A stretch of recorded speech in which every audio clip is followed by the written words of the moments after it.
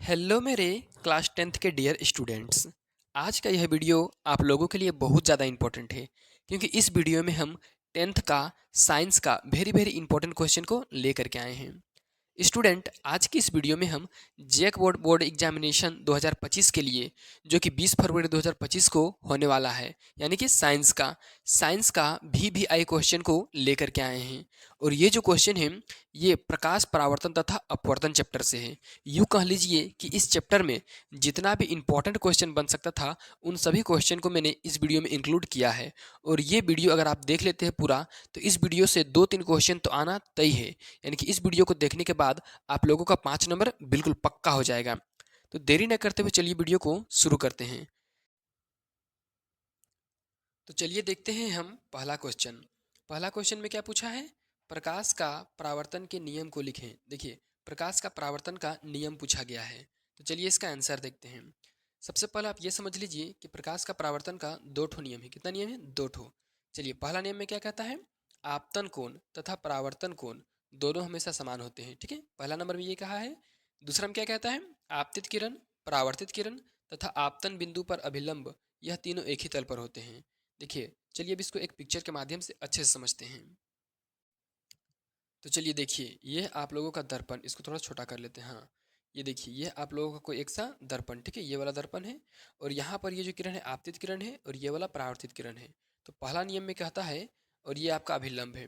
पहला नियम में कहता है ये जो कोण है आपतन कोण, ये वाला, ये और ये दोनों हमेशा बराबर रहेगा। मतलब आपतन कोण ये वाला और परावर्तन कोण ये वाला बराबर रहेगा। अगर आपतन कोण 50 डिग्री है तो परावर्तन कोण भी 50 डिग्री ही होगा। ठीक है, चलिए पहला नियम तो ये कहता है।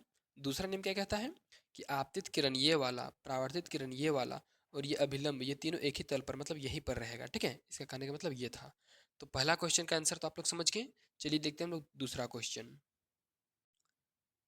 देखिए, दूसरा क्वेश्चन में क्या पूछा गया है? दूसरा में पूछा है वास्तविक प्रतिबिंब और काल्पनिक प्रतिबिंब में अंतर लिखें।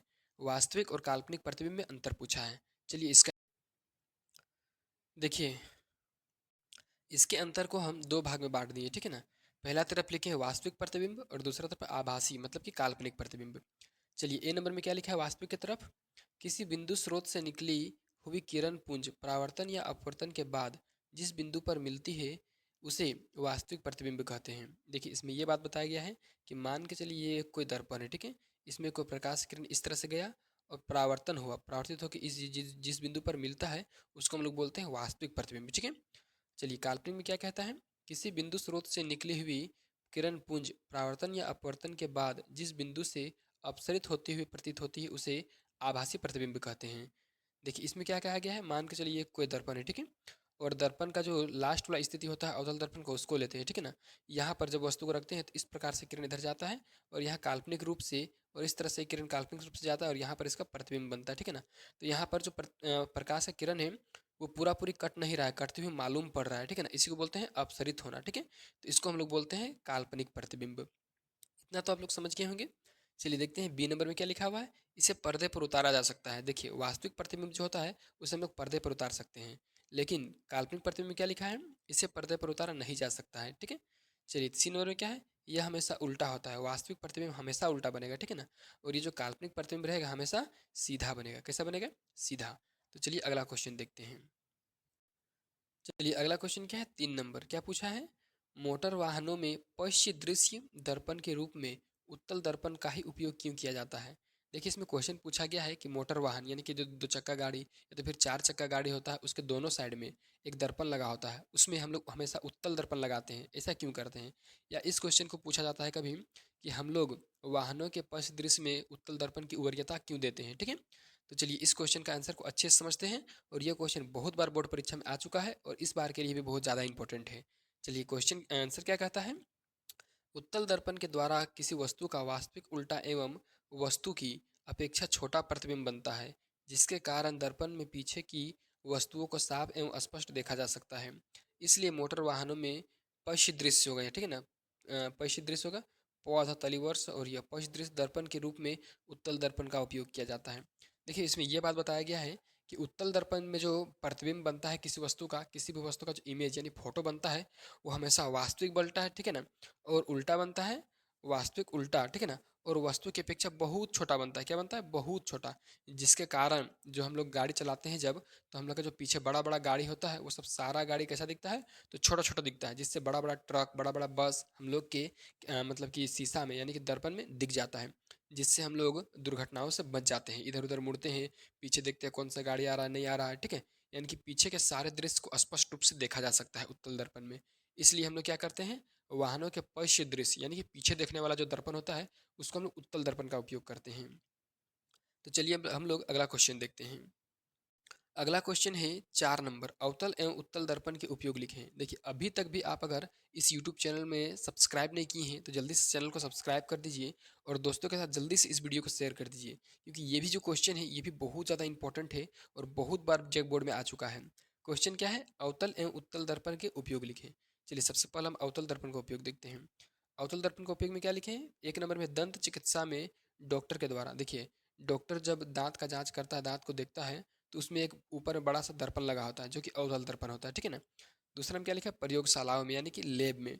तीसरा में क्या लिखा है? हजामत या दाढ़ी बनाने में, ठीक है ना। हजामत दाढ़ी यानी कि पार्लर में, ठीक है ना, बड़े बड़े चेहरा को देखने के लिए। चौथा क्या है? सजावट में, ठीक है। पांचवा क्या है? सोलर कुकर में। छठा टॉर्च में, ठीक है ना। और क्या है? तो अब है उत्तल दर्पण का उपयोग। देखिए उत्तल दर्पण का उपयोग में क्या क्या लिखे हैं? वाहनों के साइड मिरर के रूप में, मतलब कि गाड़ी जो होता है उसका दोनों साइड जो मिरर होता है, पश्य दृश्य दर्पण, जो ऊपर में हम क्वेश्चन को देखें वही वाला में, ठीक है। दूसरा स्ट्रीट लाइट में।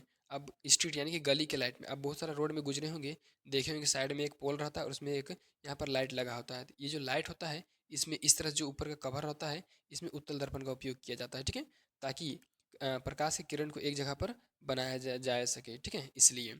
चलिए इतना तो हो गया। अब अगला क्वेश्चन देखते हैं 5वां नंबर। पांचवा क्वेश्चन तो और भी ज़्यादा इंपॉर्टेंट है। प्रकाश का अपवर्तन का नियम पूछा है। जितना ज़्यादा इंपॉर्टेंट परावर्तन का है उतना भी ज़्यादा इंपॉर्टेंट अपवर्तन का भी है, ठीक है। चलिए आंसर देखते हैं यहाँ पे। आंसर पहले ये जान लीजिए आप कि प्रकाश का अपवर्तन का भी दो ठो नियम है, ठीक है ना।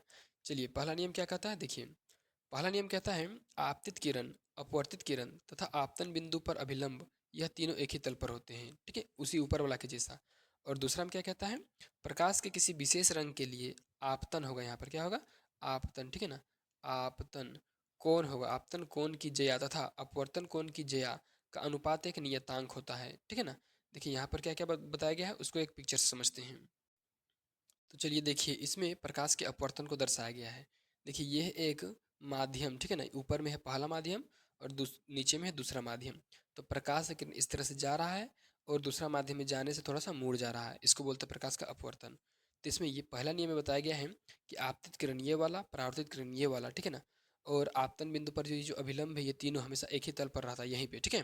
और दूसरा नियम में क्या कहा गया है कि आपतन कोण की जिया मतलब ये वाला, ठीक है ना, और अपवर्तन कोण कीजिए मतलब ये वाला, दोनों का अनुपात एक नियतांक होता है। मतलब जिस तरह से इसको बदलेंगे उस तरह से ये भी बदलेगा। अगर इसका मान अगर 40 डिग्री हो गया तो ये इसका मान भी बदल के कितना हो जाएगा? 40, पहले जितना भी रहता है, ठीक है। तो इस तरह से इसका आंसर भी कंप्लीट हुआ। चलिए अगला क्वेश्चन देखते हैं। चलिए अगला क्वेश्चन है 6 नंबर। क्या पूछा है? लेंस की क्षमता से आप क्या समझते हैं, ठीक है। इसमें लेंस की क्षमता के बारे में पूछा गया है। चलिए इसका आंसर देखते हैं। आंसर क्या कहता है? किसी लेंस की क्षमता उसके फोकस दूरी के व्युत्क्रम के समान होता है। इसका एसआई मात्रक डायोप्टर होता है। इसे डी से सूचित किया जाता है। देखिए इसमें ये बोला जा रहा है किसी भी लेंस का क्षमता यानी कि पावर हो, ठीक है ना, वो किसके बराबर होता है? तो उसके फोकस दूरी के व्युत्क्रम, व्युत्क्रम मतलब उल्टा, मतलब 1/f, ठीक है ना, ये होता है P बराबर 1/f, इसके बराबर होता है, ठीक है। कहने का मतलब है कोई भी लेंस से उसका जो पी होगा मतलब सॉरी पावर होगा यानी कि क्षमता होगा, वो उसका जो फोकस दूरी होता है एफ, उसका व्युत्क्रम होगा, व्युत्क्रम मतलब उल्टा होगा, तो एक एक बाय एफ को बोलेंगे उल्टा, ठीक है। अब देखिए इसका जो एसआई मात्रक होता है वो होता है डी, सॉरी डायोप्टर, जिसको डी से सूचित किया जाता है, ठीक है। चलिए ये तो हो गया। अगला क्वेश्चन देखते हैं 7 नंबर। देखिए 7 नंबर क्वेश्चन में है अवतल एवं उत्तल दर्पण में अंतर लिखें। चलिए अब इसमें हम लोग अंतर देख लेते हैं। तो चलिए एक तरफ लिखे हैं हम यहाँ पर उत्तल दर्पण और दूसरी तरफ अवतल, ठीक है ना। पहले किसको लिखे हैं? तो पहले लिखे अवतल दर्पण, ठीक है, और दूसरा हम लिखे उत्तल दर्पण। चलिए अवतल दर्पण तरफ पहले क्या लिखा हुआ है? तो पहला है वैसा दर्पण जिसका परावर्तक सतह धंसा हो उसे अवतल दर्पण कहते हैं। देखिए ये है एक दर्पण, ठीक है, और इधर इसका परावर्तक सतह, तो इधर क्या है? धंसा है, इसको हम लोग बोलेंगे अवतल दर्पण, ठीक है। लेकिन वहीं अगर हम उत्तल दर्पण का बात करें तो क्या लिखा है? वैसा दर्पण जिसका परावर्तक सतह उभरा हो उसे उत्तल दर्पण कहते हैं। देखिए ये है एक दर्पण और इधर इसका परावर्तक सतह है, तो परावर्तक सतह जिधर है उधर तो उभरा हुआ है मतलब उठा हुआ है, उसको बोलेंगे हम लोग उत्तल दर्पण। क्या बोलेंगे? उत्तल दर्पण, ठीक है। चलिए अब अगला चलते हैं हम लोग दूसरा नंबर देखते हैं क्या लिखा हुआ है। दूसरा में लिखा हुआ है अवतल दर्पण का फोकस दूरी ऋणात्मक होता है। देखिए अवतल दर्पण जो होता है उसका फोकस दूरी यानी कि एफ हमेशा माइनस में रहेगा, -4 -6 जितना भी होगा माइनस में होगा। उस तरह से उत्तल दर्पण क्या होता है, तो उत्तल दर्पण का फोकस दूरी धनात्मक होता है यानी कि इसका फोकस दूरी प्लस में होगा। ठीक है, चलिए 3 नंबर देखते हैं क्या लिखा हुआ है। 3 नंबर में है अवतल दर्पण में बड़ा एवं छोटा दोनों प्रतिबिंब बनता है। देखिए अवतल दर्पण जो होगा उसमें दोनों टाइप का प्रतिबिंब बनेगा, बड़ा भी बनेगा और छोटा भी बनेगा। लेकिन उत्तल दर्पण में हमेशा छोटा प्रतिबिंब बनता है। क्या प्रतिबिंब? छोटा। तो देखते हैं चलिए हम लोग अगला क्वेश्चन। चलिए अगला क्वेश्चन आप लोगों के सामने है क्वेश्चन नंबर 8। ठीक है, जिसमें पूछा है अवतल एवं उत्तल लेंस में अंतर लिखें। देखिए तभी अवतल और उत्तल दर्पण में पूछा था और अभी अवतल और उत्तल लेंस में पूछ रहा है। जितना भी क्वेश्चन आप लोगों को बताया जा रहा है सारा का सारा क्वेश्चन इंपॉर्टेंट है। तो चलिए फिलहाल इसका आंसर देखते हैं और आप जल्दी से चैनल को शेयर करने में रहिए। चलिए क्या है उत्तल लेंस तथा अवतल लेंस में अंतर। पहला क्या लिखें? उत्तल लेंस। बाद में क्या लिखें? अवतल लेंस। चलिए 1 नंबर में क्या लिखें उत्तल लेंस की तरफ? उत्तल लेंस को अभिसारी लेंस कहा जाता है क्योंकि इससे अपवर्तन के बाद किरणें एक बिंदु पर अभिसारित हो जाती हैं। देखिए यह आप लोगों का उत्तल लेंस। ठीक है, उत्तल लेंस को हम लोग अभिसारी लेंस भी कहते हैं क्योंकि जब इसमें कोई किसी भी प्रकाश का अपवर्तन होता है तो ये एक जगह पर जमा हो जाता है। जमा हो जाता है मतलब क्या होता है? अभिसारी हो जाता है। ठीक है ना, अभिसारित हो जाता है, इसलिए इस लेंस को अभिसारी लेंस कहते हैं। जबकि इधर देखते हैं हम लोग अवतल लेंस में। अवतल लेंस में क्या लिखें? अवतल लेंस को अपसारी लेंस कहा जाता है क्योंकि इससे अपवर्तन के बाद एक बिंदु यानी कि फोकस से अपसारित फैलती है। ठीक है ना, अपसारित फैलती है। देखिए इसका मतलब क्या है? तो देखिए यह आप लोगों का अवतल लेंस, सॉरी ये अवतल लेंस नहीं है। देखिए यह आप लोगों का मान के चलिए एक अवतल लेंस। ठीक है, और यहाँ पर यह है उसका मुख्य अक्ष और यह है कोई प्रकाश किरण। जैसे ही अपवर्तन होगा वैसे ही इधर फैल जाएगा। ठीक है ना, ये इधर सट टच नहीं करेगा, टच नहीं करेगा, इधर उधर फैल जाएगा यानी कि अपसारित हो जा रहा है। ठीक है ना, इसलिए इसको अपसारी लेंस भी बोलते हैं। चलिए अगला नंबर क्या लिखे 2 नंबर में? उत्तल लेंस के बीच में मोटा तथा किनारे में पतला होता है। देखिए ये है आप लोगों का उत्तल लेंस। ठीक है, बीच में होता है मोटा और किनारे यानी कि ऊपर और निचले होता है पतला। ठीक है, चलिए अगला फिर देखते हैं 2 नंबर में इधर क्या लिखे? अवतल लेंस में बीच में पतला तथा किनारे में मोटा होता है। यह आप लोग का अवतल लेंस। ठीक है ना, जैसे बीच में रहेगा पतला और ऊपर में रहेगा, ऊपरी और निचले भाग रहेगा मोटा। ठीक है, चलिए 3 नंबर में क्या लिखे हुए हैं? इसमें आभासी तथा वास्तविक दोनों प्रकार के प्रतिबिंब बनते हैं। देखिए उत्तल जो लेंस होता है उसमें दोनों प्रतिबिंब बनता है, वास्तविक प्रतिबिंब बनता है और आभासी मतलब काल्पनिक प्रतिबिंब भी बनता है। जबकि इसमें अवतल लेंस में क्या बनता है? इसमें सिर्फ आभासी प्रतिबिंब बनते हैं। ठीक है, तो ये हो गया आप लोगों का आंसर अवतल और उत्तल लेंस में कंप्लीट। चलिए अगला क्वेश्चन देखते हैं। चलिए अगला क्वेश्चन है 9 नंबर। क्या पूछा है इसमें? हीरे का अपवर्तनांक 2.42 है। इस कथन का क्या अभिप्राय है? देखिए हीरा जो होता है, हीरा उसका अपवर्तनांक 2.42 है, इसका मतलब पूछा गया है। तो चलिए इसका आंसर देखते हैं। ये भी क्वेश्चन काफ़ी ज़्यादा भी आई है। ठीक है ना, बोर्ड परीक्षा में आता है बार बार। चलिए क्या कहता है आंसर? हीरे का अपवर्तनांक 2.42 है। इस कथन का अभिप्राय यह है कि किसी माध्यम की अपेक्षा एवं हीरे में प्रकाश की चाल का अनुपात 2.42 है। देखिए इसमें यह बताया गया है कि हीरा का अपवर्तनांक 2.42 है, मतलब किसी दूसरा माध्यम यानी कि हवा से अगर तुलना किया जाए इसका, किसका? हीरा का। ये है आपका हीरा माध्यम, यह है आपका हवा माध्यम। ठीक है, यहाँ पे तो जब इसका चाल का पता लगाया गया तो इसका अनुपात निकाला गया। मान के चलिए इसमें चल रहा था, हवा में कुछ स्पीड चल रहा था। ठीक है ना, और जैसे हीरा में प्रवेश किया तो उसका स्पीड बदल गया यानी कि धीरे हो गया। तो जब दोनों का अनुपात निकाला गया तो 2.42 निकला, यही इसका मतलब है। ठीक है, चलिए अगला और लास्ट क्वेश्चन देखते हैं जो कि सबसे ज़्यादा इंपॉर्टेंट है इस वीडियो का। क्या है क्वेश्चन? सोलर कुकर में अवतल दर्पण का उपयोग क्यों किया जाता है? ठीक है, सोलर कुकर जो होता है उसमें अवतल दर्पण का ही उपयोग क्यों किया जाता है, उत्तल दर्पण का उपयोग क्यों नहीं? चलिए आंसर क्या कहता है? अवतल दर्पण सूर्य से आने वाले प्रकाश की समांतर किरणों होगा। ठीक है ना, किरणें को तथा उनके साथ उनके एक बार होगा। ठीक है, उनके साथ आने वाले ऊष्मीय विकिरणों को अपने फोकस पर संतृप्त करता है। इसलिए सोलर कुकर में अवतल दर्पण का उपयोग किया जाता है। देखिए सोलर कुकर में अवतल दर्पण का उपयोग क्यों किया जाता है, यहाँ देखिए यह आप लोग का सोलर कुकर और ये इसका बक्सा इधर से मान के चलिए खोल दिया गया। ठीक है ना, ये इसके साथ ऐसे बंद होता था। ठीक है, कुछ इस तरह से इसको समझिए। ये आप लोगों का सोलर कुकर, यहाँ पे खाना वाना रखना है। ठीक है ना, और ये इसका ढक्कन। ठीक है, तो इस ढक्कन को जब खोल दिया जाएगा तो ये ऊपर उठ जाएगा ऐसे। ठीक है, तो यहाँ पर जब प्रकाश किरण आएगा तो ये प्रकाश किरण परावर्तन होकर इधर आएगा और जब परावर्तन होकर इधर जाएगा तो यहाँ जो भी चीज़ रहेगा उसको गर्म कर देगा। इसलिए यहाँ पर हमेशा अवतल दर्पण का उपयोग किया जाता है। तो इस प्रकार से हम आप लोगों को टॉप 10 इंपॉर्टेंट क्वेश्चन बताए हैं प्रकाश परावर्तन तथा अपवर्तन से। अगर आपको ये वीडियो अच्छा लगा है तो जल्दी से वीडियो को शेयर कर दीजिए, चैनल को सब्सक्राइब कर दीजिए और वीडियो को लाइक कर दीजिए।